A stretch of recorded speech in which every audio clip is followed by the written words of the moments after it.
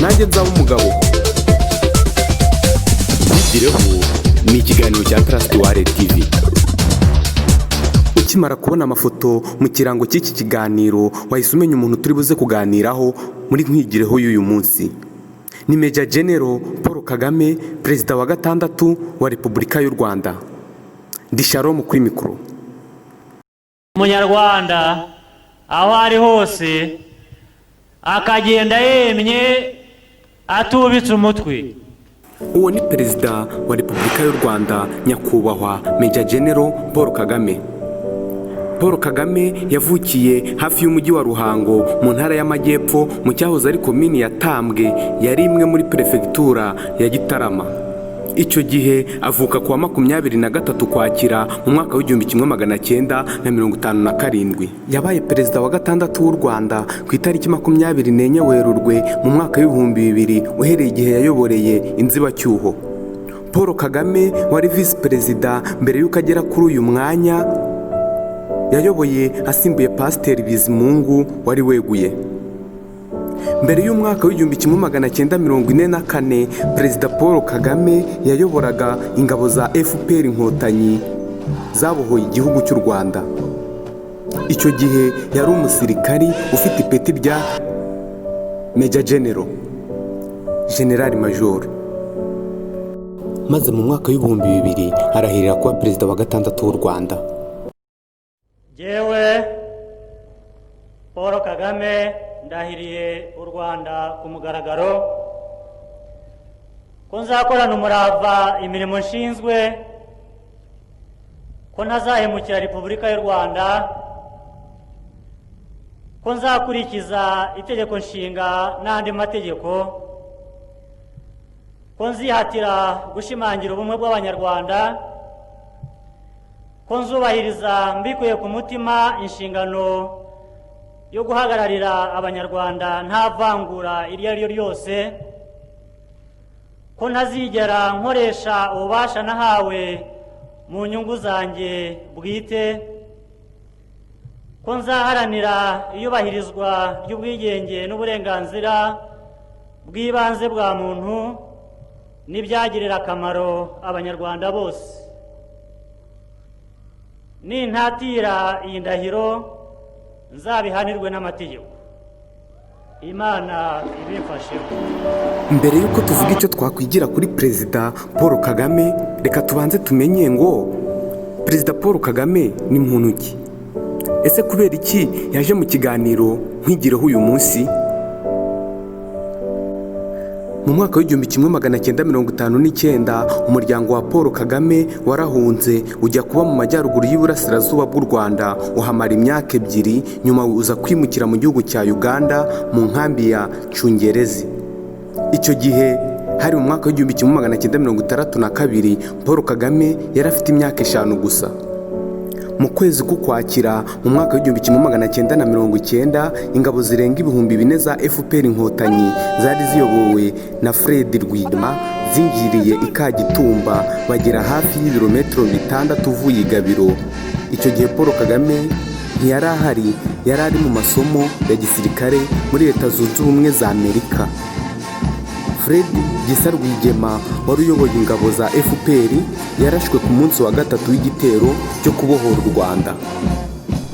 Perezida Kagame amaze kumva iyo nkuru y'incamugongo y'uko mugenzi we yarashwe kandi ari we wari uyoboye urugamba, afata icyemezo kidakuka cyo kuva mu kigo cya gisirikare kiri i Kansas muri Leta Zunze Ubumwe za Amerika akaza kuyobora urugamba rwo kubohora igihugu.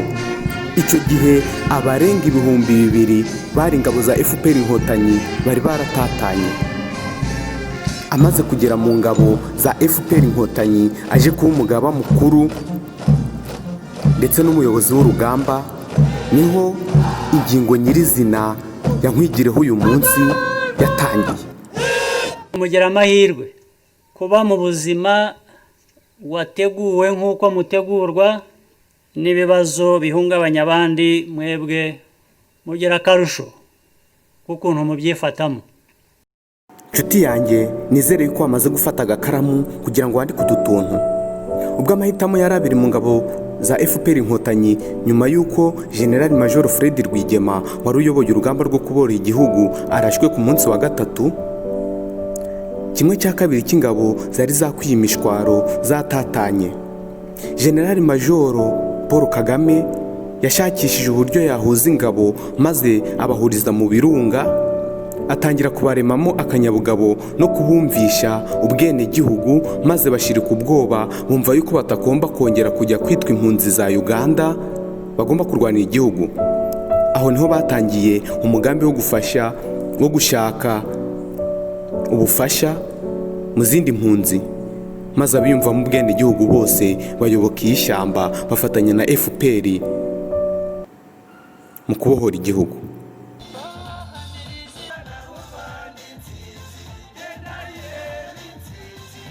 Nyuma y'urugamba rw'amasasu hakurikiyeho urugamba rukomeye rwo kunga ubumwe. Byari bikomeye gufata umuntu wishe ukamuhuza n'umuntu yiciye bagasabana. Byari bikomeye gufata umwana wahahamuwe ufite ibikomere bya jenoside, ufite ihungabana, maze ukamuhuza n'umuntu wamwiciye wamugize imfubyi. Urwo rwari urugamba rwagombaga gutangizwa na Perezida Paul Kagame kandi akarunesha.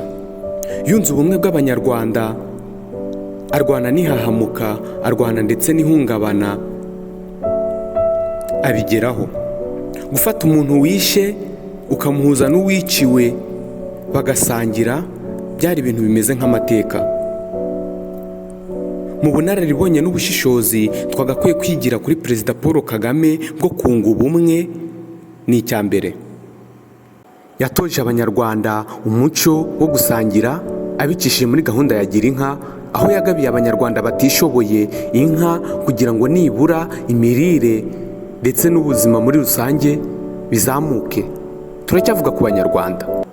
Kugira munsi y'urugo ndahinga ngo neza, ariko ahangaha twaharimbuye urutoki, aha twubatse inzu no hepfo kandi haracyari insina tuca duhinga. Mbona abana ntagiraga n'umwe, aba bose ubona bari bakikije ku modoka, yamaze kumpa amata mbona abana uwo munsi nkohereza akajerekani karindwi, hakaba ubwo nohereza ka 17 kuri iyo, ariko ndakama amase ngashyira mu murima ngahinga nkeza imyaka, ntawe ndasaba, ahubwo baza. Perezida Paul Kagame yafashe igihugu cy'u Rwanda agihereza Abanyarwanda. Yafashe ibiva mu gihugu cy'u Rwanda abisangiza Abanyarwanda bose. Yafashe inyungu ziva muri pariki y'igihugu y'Ibirunga azihereza Abanyarwanda bahaturiye mu cyitwa Sakora, ndetse abari abahigi abaremera koperative, aho navuze urugero rumwe rwo mu ntara y'Amajyaruguru. Inyubako y'ibyatsi yitwaga Nyakatsi ubu ni amateka mu Rwanda. Urwo ni urugamba rukomeye rurimo ubwitange bukomeye no gukunda igihugu ndetse n'umurava no gukorera hamwe. Twakwigira kuri Perezida Paul Kagame gushakira Abanyarwanda ibyiza ndetse no kwifuza yuko batura heza n'ubuzima buzira umuze. Urubyiruko rufite gahunda yo kwihangira umurimo ruhabwa 50% gusa by'inguzanyo, bandi akaba inkunga ya leta. Aho ni muri leta iyobowe na Perezida Paul Kagame waje mu kiganiro wigireho y'uyu munsi. Kubona umwana utiga ku buyobozi bwa Perezida Paul Kagame mu gihugu cye ni ikibazo. Uri umubyeyi ukaba ufite umwana utiga, ugomba gusobanurira leta impamvu uwo mwana wawe atiga, kubera ko Perezida Paul Kagame kuva mu mwaka w'incuke ukageza urangije amashuri yisumbuye yashyizeho uburezi bworoheye buri wese ku buntu. N'umwana batsinze neza ushaka gukomeza amashuri ya kaminuza ahabwa inguzanyo na BDF akazishyura yararangije kwiga, ari uko abonye akazi cyangwa se indi mibereho myiza. Turacyari kuri nkwigireho kuri Perezida Paul Kagame.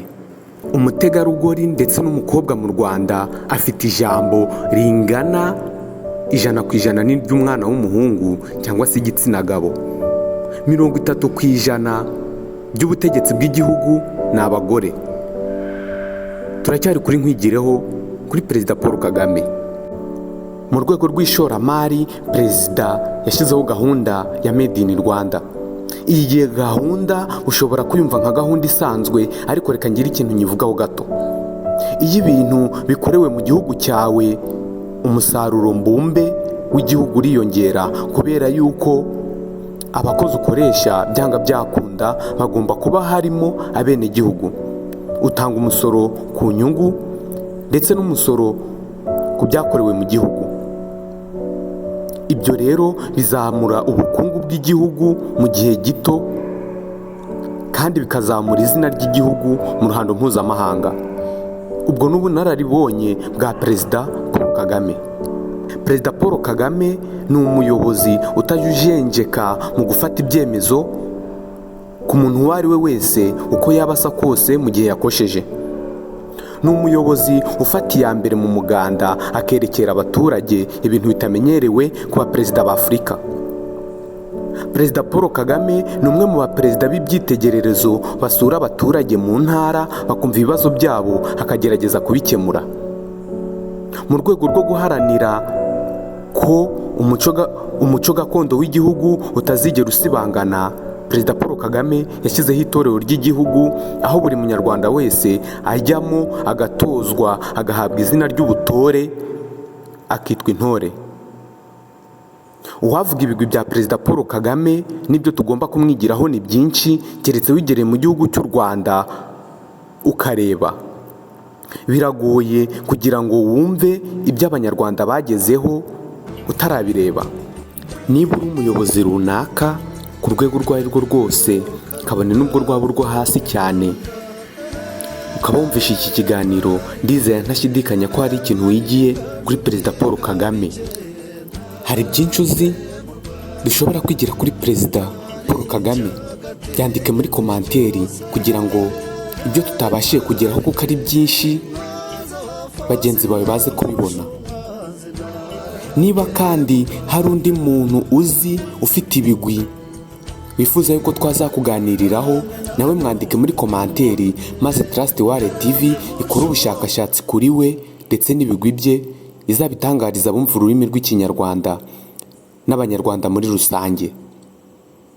Ndabashimiye ko mwafashe umwanya mu kumva iki kiganiro, mukagitega amatwi, kandi mbifurije kugira ibihe byiza. Mwari kumwe na Shalom kuri mikoro. Mwigireho nanjye nzaba umugabo. Mwigireho ni ikiganiro cya Trust Wallet TV.